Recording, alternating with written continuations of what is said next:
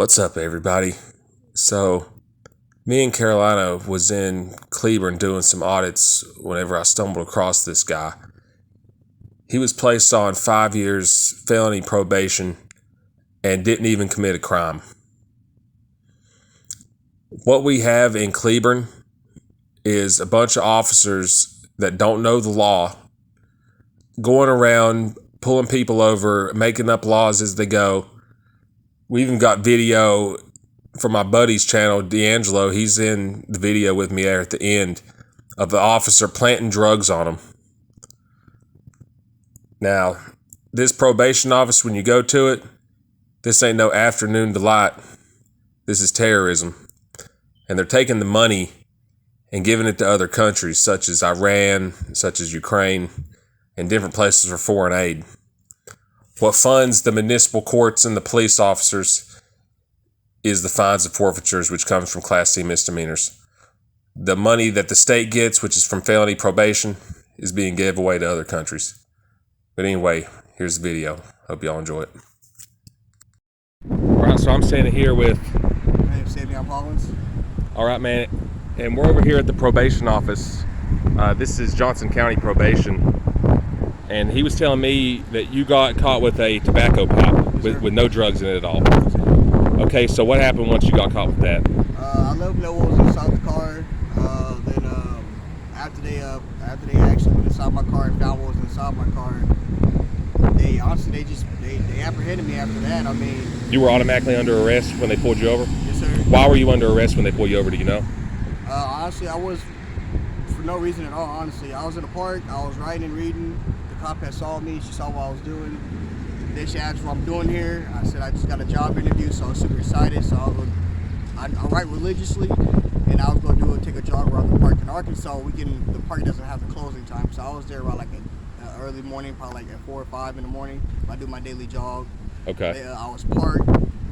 They went around me a couple times. Then they came to my car, asked what I was doing. Like I said, I was reading and writing and about to take a daily jog. She said everything in the car that I need to be aware of. I'm like, no, ma'am, I have a couple things that's mine, and I have a couple co-worker things that are his too that he left in the passenger seat. And whenever she went inside the car, as I told her, there was a tobacco pipe in there as well that was his. It was dirty.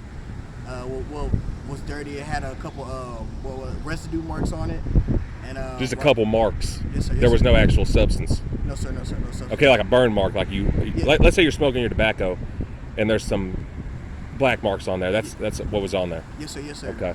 And once they found that, as I told them what was inside the car, that's when they apprehended me, and that's when I realized I was getting charged for a felony for controlled substance.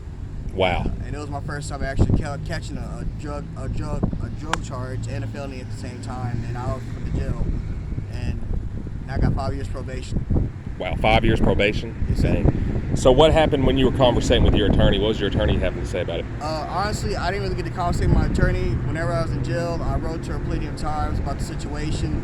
Actually, I didn't get to talk to her until I actually went to court, and I never had no communication with her at all.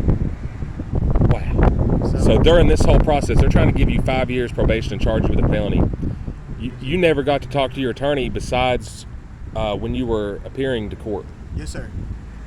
And did they try to say, hey, it's a Class C misdemeanor? That's what everybody told me in jail. They said that it's a Class C misdemeanor, man. They said you should go for a paraphernalia charge, and even after I got out of jail, a few people told me that's a paraphernalia charge, and I was charged with a felony. So ever since now on, since May 5th, I've been charged with a felony charge off the top of my head. I didn't have no money for an attorney or anything like that to defend myself. Do you know that attorney's name? The one that was... Jennifer Enright. Jennifer what? Enright. Jennifer Enright? Okay. And when you were going to court, was they giving you different plea offers before you settled out for the 5 years? Did you take your case to trial? No. How did they come to the... If I took my case to trial, I feel like they would have took me back to jail, and I was just being free. And Miss Jennifer Enright never gave me no options to. She basically just told me this is what they're going to give you. You should take this as a good deal, and that was basically it. And she didn't even try to fight or nothing for it. And I kind of felt like I wasn't really defended as I should have been. But she was a court-appointed attorney, so that's how far I can get. How many times did you go to court Like, was there different offers they were giving you besides the 5 years probation? This is my first offer. If I knew if I didn't take that first offer, they'll probably send me back to jail, and I probably would have had to have a. Were they threatening you with jail while you were out on? Was you out on bond or was you in jail? On bond. Okay, so you were out on bond fighting from the free world. Yes, sir. Okay, and you said the first time you went to court, they said, here's what they're going to give you, the 5 years probation. She said that was the best deal they could have. And you took the felony. Is it deferred probation or is it regular? It's deferred probation because I knew that wasn't me, and I know it's not me, so I took the deferred probation just to show them that they can't, you know. Did you ever? Sorry to cut you off. Did you ever tell the attorney? Ask about your option taking it to trial. Like she said, I could take it to trial and win for you? Honestly, I thought she's been handling my case for like over a year, and honestly, it's my first time actually speaking to her, so she should have came with me with different options, but she came with the best option that they possibly could give me. And so I heard the conviction rate for Johnson County is 99.9%. Really? Conviction rate. Yes, sir. Wow. So now that seems a little strange that it's so high. Yeah, now I'm here for felony. If I had an attorney of my own, if I actually had money, I actually would have got it to a misdemeanor, and I wouldn't be in this case right now. So now I'm in this case scenario. It's real unfortunate, man. I feel bad for you, man. You tell me your story in there, and I had to come talk to you, man. He's like, I had a tobacco pipe, and they charged me with a felony, and you're here in probation. And honestly, the crazy thing about it, I had no controlled substance, no drugs in the car, so it kind of like they just really just threw me under the bus with something that if I'd have at least would have took it to trial, at least had my own attorney, I'd have been having a misdemeanor just for a paraphernalia ticket. You probably could have got the whole thing dismissed because they couldn't prove there was drugs in it. It could be considered a tobacco pipe. It wasn't even really illegal. If it was drug paraphernalia, that's a Class C. Did they use a dog to search your car or themselves? Themselves. Did you give them consent to get in your vehicle? They said they already had consent as it was already because they took me out of my car, and they just started going through my car, and that's when I told them beforehand what was in my car. So they violated your Fourth Amendment rights by. They can legally take you out of the car, but they can't legally search the car. Well, that's what they did, honestly. See, that's what they did. They violated your Fourth Amendment rights. So that could have been dismissed. They should be used car salesmen because they're so good at lying and tricking people. It's not your fault this happened to you. They're good at it. They have years of experience doing this. Don't beat yourself up when you go home and say, damn, why didn't I do this? I'm still doing that with my cases that I've had years ago because I just didn't know. And I trusted who McGruff told me to trust. Yeah, and it kind of sucks when you're supposed to trust the police, but they're the ones that's doing you dirty. Yeah, they're not here to protect nobody, man. Man, don't trust them cops, man. Them don't care about nothing. Let me ask you this. It's about getting that fine money. That's all it's about. This place is all about extorting money. Going through all this stuff. No. I'll be like this. If these cops, why do these cops want to get together when something happens to George Floyd? Like now, and then it reminds me right back in 2021, 5 cops got shot in Dallas. I feel like these cops don't learn nothing. But imagine if he came down and shoot the whole Cleburne Police Department. What if he did that? Yeah. Because man, these cops thinking, oh, if you talk crazy to me, I'll beat your ass. I said, man. This is his first offense. This means that before this offense, he trusted the police. Don't. He did though. Yeah. Until it happens to you, you're gonna be blue, and that's what happened to him.